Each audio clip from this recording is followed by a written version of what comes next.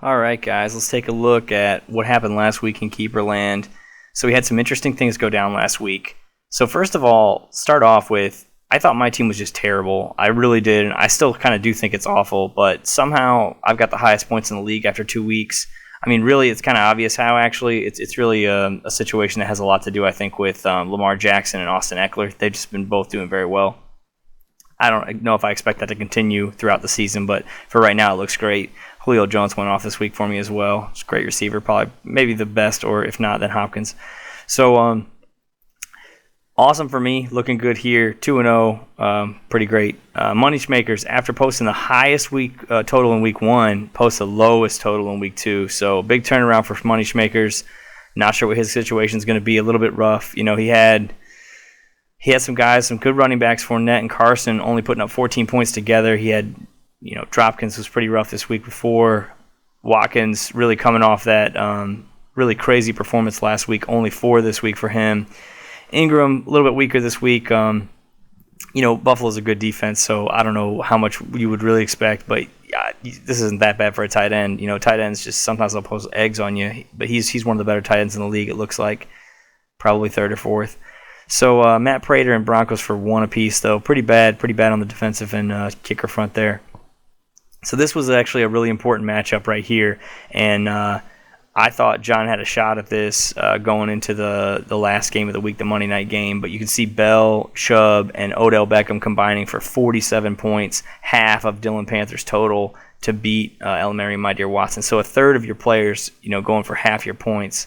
And that's pretty powerful. Also, Watson didn't have a good game this week, and that hurt quite a bit. If he could have got a little bit more, if he could have had like 15 or 17, it might have made it a much easier situation here. So that was a situation. Also, John started Will Fuller, and he had Fitz on the bench after the big game last week, and maybe he was thinking some regression's probably going to happen, and against Baltimore you're going to bench your wide receivers, and maybe that makes sense, but had he started him, he would have been able to get the win there. Let's take a look next at Out of Luck. And I will say that now, at the stage that we're at in the season right now, I think that Out of Luck, Richard's got the best shot at winning this year.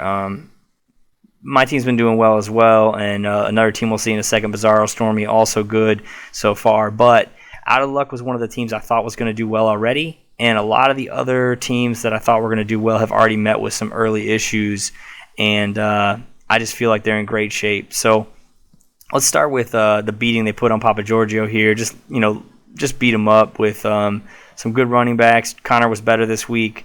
Got the touchdown. And Barkley, of course, is probably going to be good almost every single week. And we had Cooks going off here. Hagan didn't put up too much of a fight here. He had some decent plays, but really hurt pretty bad that Breeze was taken out of the game so quickly against the Rams, so that kind of ruined him. But before we go on from Out of Luck, I just want to talk about really quickly, he made a couple trades already this season, and both of those look like they're working out well for him. So he had Henry go down earlier in the year, last week, and so he went ahead and traded. He got Darren Waller for Kareem Hunt, which I think is an awesome trade. Kareem Hunt, though, he could have some good value as a keeper maybe next year because he was taken pretty late. I had to look exactly where, but it was fairly late. It was late enough that if he's good, he could be a good keeper. But Waller is, I feel like right now Waller's one of the top 10 tight ends, and tight end is an area where you really just don't want to have a dud player. And so I would have Waller ahead of guys like O.J. Howard and Jared Cook at this stage, especially with his performance last week. He's got 2 good weeks under him, and so that's pretty nice. Then also he moved Sterling Shepard for Deebo Samuel. Now, Sterling Shepard for Deebo Samuel I think is pretty reasonable, and this was before Deebo went off. Now this trade would never happen, of course, because Deebo went off, and he's somebody that I think he's a 14th or a 13th round keep, so pretty late keep. And then you've got the good game already, this guy here, so that's pretty nice. Now he traded Sterling Shepard, who I think Sterling Shepard's going to be able to get some production this year, but Shepard got hurt right after he traded him. So he, in terms of what he has for his team, it wouldn't have helped him to start Shepard, and it does help him, of course, to have Samuel. So some pretty pro moves there, pretty awesome, pretty good choices, and it looks like he's going to be my front runner to win the league right now. Let's take a look at whatever happened to Mike Vick and Team Has No Name. So Team Has No Name, Rascals team right here, I thought was maybe in the top 3 teams to have a good shot at winning the league, but already we're seeing A lot of issues from O.J. Howard, and that's going to be an area that could be a struggle here. So, she's going to have to probably pick up another tight end. I don't know who she'll pick up, but maybe she'll start him again. I'm considering starting him again in one league that I have him in this week, but I'm 2-0, and so I feel like I can afford it. I've won both weeks with starting him already, so it's a little bit different situation. And Rodgers has not really gone off yet. If this is how Rodgers is going to be, if he's going to be 14 or 15 points a week, it's going to be a problem. Everybody that drafted him is going to be in not great shape. Taking a look over here at Harrison, he's got Dak Prescott. By the way, he drafted Prescott in the 15th round, so Prescott's been looking good so far. Maybe he'll end up as a decent keeper for next season. He's, of course, got Kamara in I believe, the 11th round as a keep, so just the best keep in the league right there. And then he got 11 from Antonio Brown this week, but I don't know if that's going to keep up. But he's got Curtis Samuel on the bench and Scantling on the bench. Those guys are fine. If you got to play him as your wide receiver 3, that's fine. And with Hilton and Anderson, he should be okay, especially with Kamara and Jacobs leading up his team, at running back. All right, so here's Bizarro Stormy. This is the last 2-0 team along with myself and Richard's team, and just some really good showing so far. A lot of high-scoring point totals. He's got Mahomes at QB, and then Elliott, of course, at running back. I believe in this league he went ahead and took Elliott second overall. He took him over McCaffrey and over all the premier wide receivers that were there. So, pretty ballsy move, but it looks like it may pay off. And he's got some good players. He doesn't have an elite wide receiver, but he's got a lot of middle ground wide receivers like Woods, Robinson, Williams. He's got Galladay, and Jeffrey. He's got a lot of 2-3 guys, high, between mid 2 and high end 3 guys on his team, and just has a lot of them. And then his 2 starting running backs I like a lot. I like Elliott, and I just like Ingram. I think Ingram's going to be pretty good this season. I think the Ravens, in the games they're winning, Ingram should be pretty solid. Take a look at this last one here. Now, Can't Spell Team Without Tight End is the other team I had lumped with my team at the bottom of the totem pole earlier in the season when we had just drafted.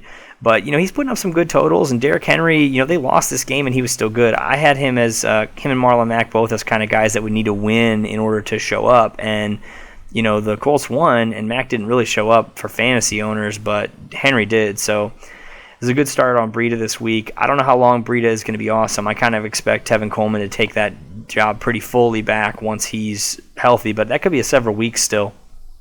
An injury to Gallup this week, so I don't know if he'll be holding him or not, but he won't be starting him for at least a few weeks. And he's already got Tyreek Hill on the bench with an injury. So, maybe a little bit later in the season when he gets Hill back, he'll be in shape to be able to compete a little bit better. But even still, a nice start here, putting up one of the highest point totals in the league this week, tying actually for first. And so, just going to show that you really don't know what's going to happen in fantasy. Again, a quick overview over the divisions. We've got Out of Luck here, rocking right here. We got Fun's Fun, but Who Needs It? Those both 2-0, and then Bizarro Stormy with another 2-0. Definitely the best division in the league actually looks like the Big Tough Targets division, with Bizarro Stormy, whatever happened to Michael Vick, and a team has no name at this stage. But it could really go to anybody, and you could see anybody still making a run here. It's not too late to make moves. SoFlo Ragatrons, they look like maybe one of the worst teams in the first 2 weeks, but they've got players on the Browns. They got Baker Mayfield, and they got Mike Evans, both guys that I think are going to be better than this season. They should probably rebound some. But we'll have to see. We'll have to see what happens. David Montgomery looks like he is moving into starting to be a little bit more prominent, so hopefully that'll happen for them. And then the Bears defense, when they're at home, they're pretty dominant, so perhaps he'll be able to get some wins there. In any case, the league is shaping up, and it should be interesting to see what happens from the rest of the way from here. Previewing this next week, I get to play the Dillon Panthers, so we get to see if I can topple that juggernaut like Richard did earlier and John was not quite able to do. I would guess I'm probably not going to, but I haven't had much faith in my team the whole time, so we'll see. Maybe it'll work out. We got Out of Luck up against Elamary, My Dear Watson. This is a really key matchup here. If John wants to have a shot at this division, even though he's put up the most points in this division, he's going to need to get this win over Richard this week. This is going to be pretty key. Papa Giorgio against Money Schmakers. Who knows what's going to happen here? I guess Money Schmakers will do awesome, but he had a great projection this past week and then put up 55 points, so no telling. Here's an interesting one. They could both use this win in a big way, for sure, no question about it, with Josh against Kaysen. And then we've got Team Has No Name against Bizarro Stormy. Same thing here, man. This is going to be, if Bizarro Stormy can win this one and go to 3-0 in that division, that would be really powerful. And Rascal kind of needs to win that one too after taking an early loss against whatever happened to Michael Vick. Here we got the SoFlo against whatever happened to Michael Vick, and looks like NFL.com thinks that SoFlo is going to lose again. We'll see what happens, though, actually. We'll see if Baker Mayfield can get himself together. I kind of think he is going to get himself together, though I did just trade him in the league today where I'm super, super, super light at wide receiver, and I had to trade him for Emmanuel Sanders. But I do think he's going to get better. I think he's only going to get better as the season goes on, and I kind of expect by midseason him to look more like Fitzpatrick did in the early weeks of the Tampa Bay offense. But it hasn't been borne out just yet, so we'll have to see what happens. Good luck, everybody, this week.